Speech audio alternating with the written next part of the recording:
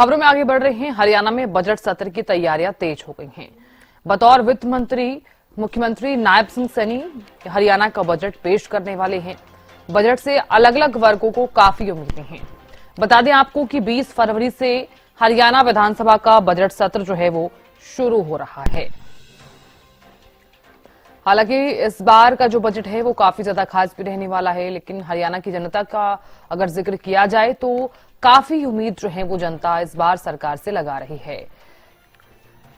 तमाम वर्ग भी जो है वो सरकार से यही आस लगाए बैठे हैं कि इस बार का जो बजट है वो काफी हद तक राहत पहुंचाने वाला हो।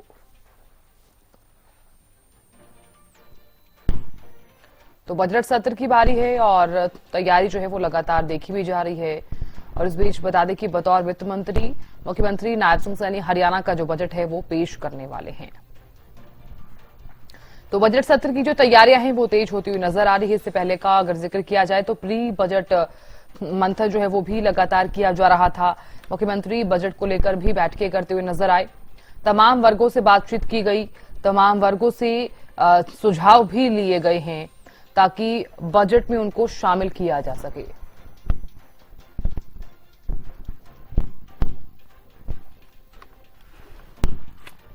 तो जानकारी ले लेते हैं। कनीना से राजीव सुल्तानिया जुड़ गए हैं ज्यादा जानकारी लिए हुए और बजट के बारे में भी जानकारी देते हुए नजर आने वाले हैं। राजीव, देखिए क्योंकि बजट सत्र की तैयारी अब तेज होती हुई नजर आ रही है। ये बजट हरियाणा का जो बजट है, तमाम जो हरियाणा की जनता है उन्हें काफी ज्यादा उम्मीदें हैं सरकार से। क्या माना जाए इस बार जो बजट पेश किया जाएगा कितनी राहत पहुंचा सकता है तमाम जनता को? जी बिल्कुल साधना जी, मैं आपको बताना चाहूंगा हरियाणा का बजट सत्र 20 फरवरी से शुरू होगा। ऐसे में जो लोग हैं वो काफी आशाएं लगाए बैठे हैं कि एक संतुलित बजट जो है वो माननीय मुख्यमंत्री जी पेश करेंगे और उसमें हर वर्ग का ध्यान रखा जाएगा, चाहे वो किसान वर्ग हो, चाहे वो मजदूर वर्ग हो, चाहे वो व्यापारी वर्ग हो। हर वर्ग का ध्यान रखते हुए बजट जो है ना वो पेश किया जाएगा। और लोगों का साफ तौर पर यही कहना है कि मुख्यमंत्री जो बजट पेश करेंगे तो हर क्षेत्र का के लिए एक संतुलित बजट जो है वो पेश किया जाएगा, क्योंकि बजट के अंदर शिक्षा और चिकित्सा एक विशेष मुद्दा होता है जिसमें सरकार जो है वो चिकित्सा और शिक्षा के ध्यान में रखते हुए एक संतुलित बजट जो है वो पेश करे। हमारे साथ लोग मौजूद हैं, हम उनसे जानेंगे कि किस तरह का बजट जो है वो होना चाहिए।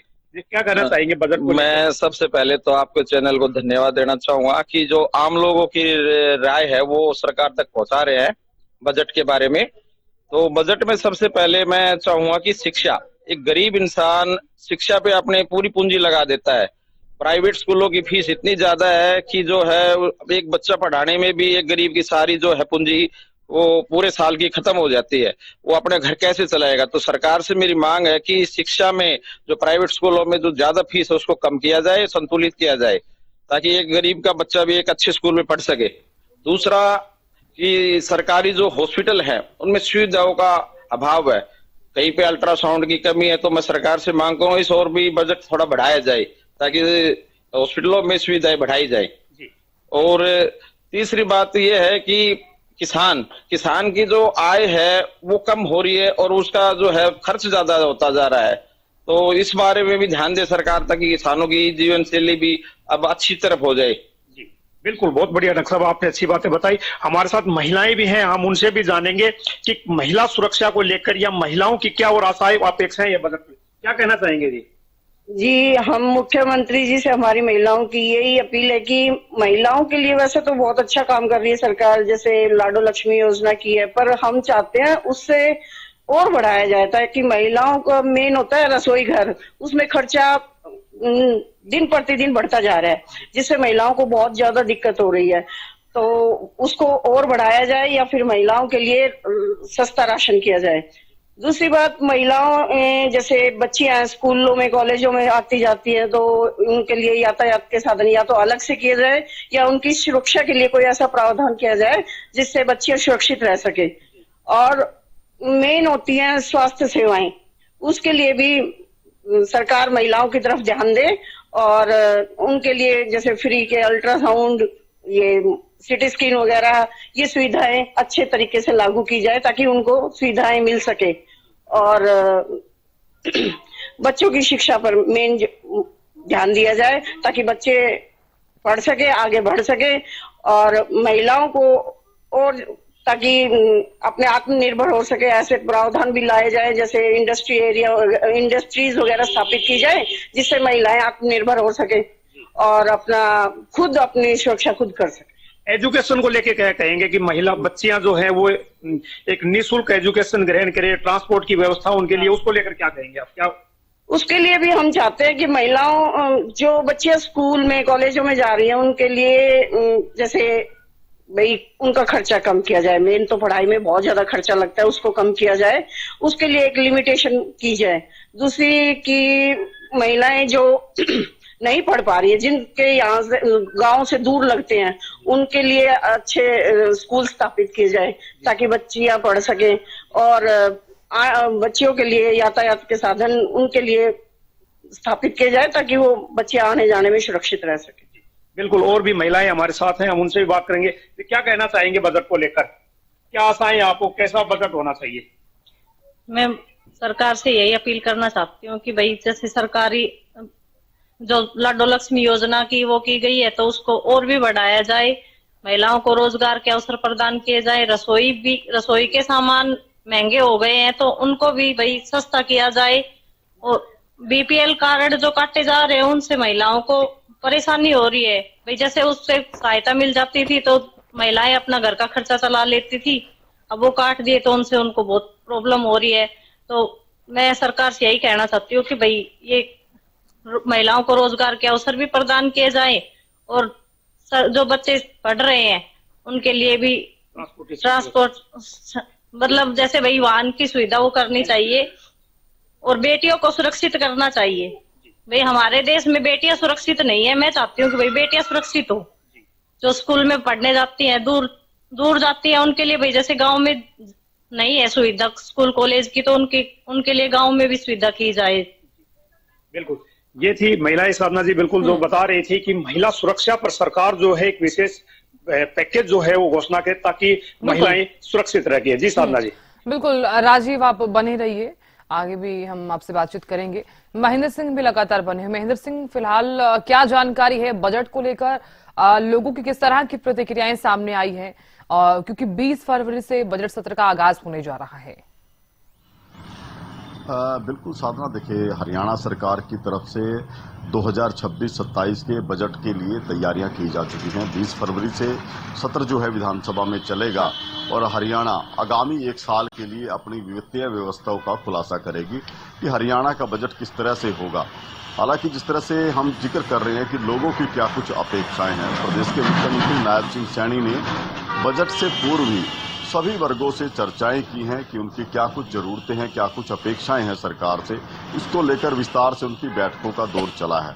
और जहां तक आमजन की बात करें कि हरियाणा का आमजन क्या कहता है, उसके अनुसार जो मूलभूत सुविधाएं हैं उनकी सबसे ज्यादा मांग लोगों की तरफ से की जा रही है। चाहे हम शिक्षा की बात करें, स्वास्थ्य की बात करें, सुरक्षा की बात करें, ये तीन अहम मुद्दे हैं जो आज हर प्रदेशवासी चाहता है कि उसको ये बेहतर मिलने चाहिए, चाहे वो ग्रामीण आंचल के हों चाहे वो शहरी आंचल के हों। हरियाणा में जिस तरह से औद्योगिकरण बढ़ा है, इसके साथ साथ लोगों का शहरों की तरफ पलायन बढ़ा है, तो आवास एक बड़ा मुद्दा है साधना की, लोगों को आवास किस तरह से उपलब्ध होंगे। हालांकि हरियाणा सरकार ने कई ऐसी योजनाएं चलाई हैं, चाहे वो 100-100 गज के प्लॉट हैं, 50-50 गज के फ्री प्लॉट हैं, जो आर्थिक रूप से कमजोर परिवारों को सरकार की तरफ से मुफ्त में दिए जा रहे हैं। लेकिन इसके बाद एक मध्यम वर्ग भी है जो चाहता है कि शहर में उसके पास किस तरह से आवास उपलब्ध हो। ये एक बड़ी मांग है लोगों की। इसको लेकर हरियाणा सरकार की तरफ से क्या कुछ इस बजट में प्रावधान रखा जाएगा, ये देखने वाली बात होगी। ये बड़ी मांग है। दूसरी बड़ी मांग जो शिक्षा को लेकर लगातार विपक्षी दल भी उठाते रहे कि हरियाणा के जो सरकारी स्कूल है मुख्यतः, उनमें जो मूलभूत सुविधाएं हैं, व्यवस्थाएं हैं, वो अच्छी नहीं है, उनको बेहतर किया जाना चाहिए। यहाँ तक कि शौचालयों की कमी भी कई सरकारी स्कूलों में देखने को मिलती है। इसको लेकर हरियाणा सरकार क्या जवाब देगी, क्या कुछ प्रावधान इस बार शिक्षा के लिए शिक्षा के बजट में रखे जाएंगे, ये देखने वाली बात होगी। क्योंकि लगातार जिस तरह से हरियाणा में जनसंख्या का दबाव बढ़ा है तो सरकारी स्कूलों में भी छात्र संख्या बढ़ रही है। जैसे में बेहद जरूरी है कि जो शिक्षा का जो ढांचा है वो मजबूत होना चाहिए, ताकि लोगों को प्राइवेट स्कूल में जाने के बजाय सरकारी स्कूलों में ही निःशुल्क और अच्छी शिक्षा मिल सके। इसके साथ साथ स्वास्थ्य का भी जिक्र करना चाहूंगा कि सरकारी अस्पतालों में जिस तरह से अब व्यवस्थाओं को सुधारा जा रहा है, कई तरह की ये कहें कि बदलाव वो हमने सरकारी अस्पतालों में होते हुए देखे हैं। तो इस कड़ी में आगे भी जो प्रदेश की स्वास्थ्य मंत्री हैं आरती राव, वो भी कुछ बदलाव करना चाहती है। क्योंकि पीछे शीतकालीन सत्र में भी उन्होंने कहा था कि कई ऐसे अस्पताल हैं हरियाणा के जिनको अपग्रेड किया जा रहा है। तो जाहिर सी बात है कि ये रूपरेखा भी इस बजट में रखी जाएगी कि किस तरह से स्वास्थ्य सेवाओं को हरियाणा सरकार बेहतर करेगी। जी साधना। बिल्कुल महेंद्र सिंह, आप बने रहिए हमारे साथ। राजीव भी लगातार बने हुए हैं। राजीव देखिए, क्योंकि आप तमाम महिलाओं से बातचीत कर रहे थे, उनकी तरह तरह की जो प्रतिक्रियाएं हैं वो भी सामने आई हैं और अपनी समस्याओं के बारे में भी वो बताती हुई नजर आई हैं। काफी हद तक जो चीजें हैं वो यही देखने को मिल रही हैं कि इस बार का जो बजट है वो काफी राहत पहुंचाने वाला हो, तभी तमाम जो जनता है हरियाणा की वो खुश हो पाएगी। देखने वाली बात होगी। राजीव देखिए, क्योंकि आप और भी लोगों से बातचीत कर रहे थे, उनसे आप जानने का ये भी प्रयास कीजिए कि शिक्षा के स्तर में कितना सुधार किया जा सकता है। बिल्कुल साधना जी, मैं आपको बताना चाहूंगा शिक्षा का स्तर जो है वो दिन प्रतिदिन महंगा होता जा रहा है। क्योंकि जो प्राइवेट स्कूल्स हैं उसमें मजबूरन जो है पेरेंट्स को बच्चे पढ़ाने पड़ते हैं और वहां पर एक मोटी रकम जो है वो एक फीस के रूप में अदा करनी पड़ती है। क्योंकि हम देखते हैं कि पिछले कई वर्षों से सरकारी स्कूलों की जो दुर्दशा है वो खराब होती जा रही है। क्योंकि कहीं ना कहीं जो है इसी वजह से एजुकेशन का स्तर जो है वो कम होने की वजह से लोग एक अच्छी शिक्षा ग्रहण कराने के लिए प्राइवेट स्कूल्स में भेजते हैं और वहां पर एक मोटी फीस जो है वहां पे अदा करनी पड़ती है। तो ऐसे में कहीं ना कहीं हर पेरेंट्स का जो बजट है वो गड़बड़ हो जाता है। क्योंकि जो आमदनी है उसकी अधिकतर पैसा आमदनी का जो है वो प्राइवेट स्कूल्स के अंदर फीस में जाता है। तो ऐसे में सरकार जो है कोई एक ऐसी योजना लेके आए कि ताकि सरकारी स्कूलों की जो ढांचा है उसको सुधारा जा सके, ताकि पेरेंट्स का वो पैसा है वो प्राइवेट स्कूलों में ना जाए। हमारे साथ महिलाएं, हम उनसे बात करेंगे कि एजुकेशन को स्तर को लेके वो क्या कहना चाहेंगे। क्या कहेंगे जी, एजुकेशन को स्तर को लेकर कैसी शिक्षा होनी चाहिए सरकार से जी मैं अपील करती हूँ कि देखो, गरीब के बच्चे सरकारी स्कूल में पढ़ने जा रहे हैं लेकिन वहाँ पढ़ाई अच्छी नहीं हो रही। वहाँ अच्छे तो टीचर लगाए जाएं और वहाँ अच्छे से ध्यान रखा जाए, इंक्वायरी की जाए। ये खाने पीने से कुछ नहीं होता, लेकिन शिक्षा पे जो ध्यान है वो जरूरी है। और जो प्राइवेट में जो बच्चे पढ़ते हैं वो किसान के बच्चे, वहाँ बहुत ही पैसा जमा करना पड़ता है, इसलिए उसको बहुत दिक्कत होती है। इसलिए वहाँ भी फीस कम की जाए और अच्छा कोई बजट बनाया जाए जिससे आम जनता को परेशानी न हो और अच्छे से जीवन यापन कर सके। बिल्कुल, बहुत अच्छा। हमारे साथ और भी महिलाएं, हम उनसे जानेंगे क्या कहना चाहेंगे जी, शिक्षा के क्षेत्र और शिक्षा के क्षेत्र में क्या कहना चाहेंगे। जी मैं अपनी सरकार से ये अपील करती हूँ कि हमारी इनकम तो कुछ है नहीं और सरकार हमारी इनकम ज्यादा बता करके वो हमारे राशन कार्ड काट लिए गए हैं और रसोई में किचन में इतनी ज्यादा महंगाई की जाए, उसको सस्ता किया जाए। और हम बस मैं ये सरकार से यही कहना चाहती हूँ। बिल्कुल साधना जी, साफ तौर पर इनका यही कहना है कि जो शिक्षा और चिकित्सा है वो लगातार महंगी होती जा रही है। ऐसे में सरकार जो है कोई ऐसी योजना लेके आए ताकि शिक्षा और चिकित्सा सस्ती हो सके और आम आदमी जो है वो अपने बच्चों को शिक्षा ग्रहण करा सके। क्योंकि पैसे के अभाव में जो है शिक्षा वो ग्रहण नहीं करा सकते। हमारे पास और भी सर, क्या कहना चाहेंगे बजट को लेकर। बजट के बारे में एक तो स्वास्थ्य सेवाओं के बारे में दोबारा बोलना चाहूंगा कि एक तो बहुत अच्छा काम कर रही है सरकार, लेकिन ये जो ऑपरेशन वगैरह जो कम कर दिए गए ना आयुष्मान के तहत, इनको दोबारा चालू किया जाए ताकि जो आम पब्लिक है वो जो परेशान होने लगी, उनके पैसा जो है ऑपरेशनों में जाने लग गया। तो मैं दोबारा ये चाहूंगा कि इसको दोबारा चालू किया जाए, आयुष्मान के तहत जो ऑपरेशन है दोबारा चालू किया जाए। बिल्कुल साधना जी, यही कह रहे थे कि चिकित्सा जो है वो लगातार महंगी होती जा रही है। तो ऐसे में सरकार जो है एक विशेष पैकेज जो है शिक्षा और चिकित्सा के लिए घोषणा करे ताकि हर आदमी जो है वो अपने बच्चों को शिक्षा ग्रहण करा सके और अपना इलाज करा सके। जी बिल्कुल राजीव, आप बने रहिए हमारे साथ। महेंद्र सिंह भी बने हुए हैं। महेंद्र सिंह, देखिए, बजट को लेकर लगातार प्री बजट जो बैठकें हैं वो की गई, मुख्यमंत्री की तरफ से जिस तरह से बैठकें की गई, उद्देश्य सिर्फ यही था कि किस तरह से तमाम वर्गों से सुझाव लिए जा सके। तमाम किसानों से सुझाव लिए गए, तमाम वर्गों से सुझाव लिए गए। उन सुझावों का जो असर है, कितना आप देख पा रहे हैं कि बजट पर जरूर पड़ेगा? बिल्कुल साधना, देखिए, जिस तरह से प्रदेश के मुख्यमंत्री ने पहले ही विभिन्न वर्गों से बैठकें की हैं कि बजट में क्या कुछ बदलाव वो चाहते हैं, किस तरह की योजनाएं बनाई जाएं ताकि उनको फायदा मिले। अलग अलग वर्गों से बात हुई है। सबसे पहले मैं व्यापारी या उद्योगपतियों की बात करूंगा, जिनके साथ मुख्यमंत्री की तरफ से बैठक की गई थी, और इस बैठक में कई तरह के सुझाव भी दिए गए, क्योंकि हरियाणा, क्योंकि इसके 7 जिले एनसीआर क्षेत्र में आते हैं, तो यहाँ पर औद्योगिकरण भी तेजी से कदम बढ़ा रहा है। और जिस तरह से अब केंद्र सरकार जो बजट लेकर आई है, कई नए जो सड़कें हैं वो प्रदेश से निकली हैं, तो उसके बाद ये उम्मीद जताई जा रही है कि हरियाणा में औद्योगिक विकास आगे भी गति पकड़ेगा। तो ऐसे में किस तरह से उद्योगों को निर्विवाद जो बिजली है, बिजली सप्लाई वो मिलती रहे, सोलर का ज्यादा से ज्यादा इस्तेमाल औद्योगिक इकाइयों में भी हो, और जो टैक्स प्रक्रिया है उसको किस तरह से आसान और सरल किया जाए। जिस तरह की एनओसी नए उद्योग लगाने के लिए मिलती है, उसके लिए सुझाव दिए गए हैं कि एक सिंगल विंडो बनाया जाए, जहां से कोई भी इंडस्ट्रियलिस्ट अपना उद्योग लगाना चाहता है तो उसको ज्यादा दिन इंतजार ना करना पड़े, उसको एनओसी जो है वो जल्दी मिल जाए।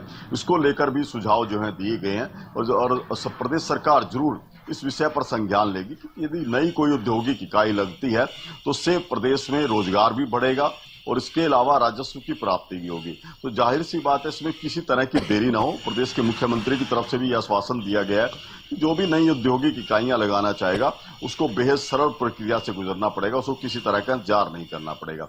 ये औद्योगिक इकाइयों के लिए रहेगा। और जिस तरह से किसानों के साथ उनकी बात हुई है कि किसान क्या चाहते हैं, कि किस तरह की सुविधाएं, किसानों की कई दिक्कतें रहती हैं कि उनको समय पर बीज या खाद नहीं मिल पाता।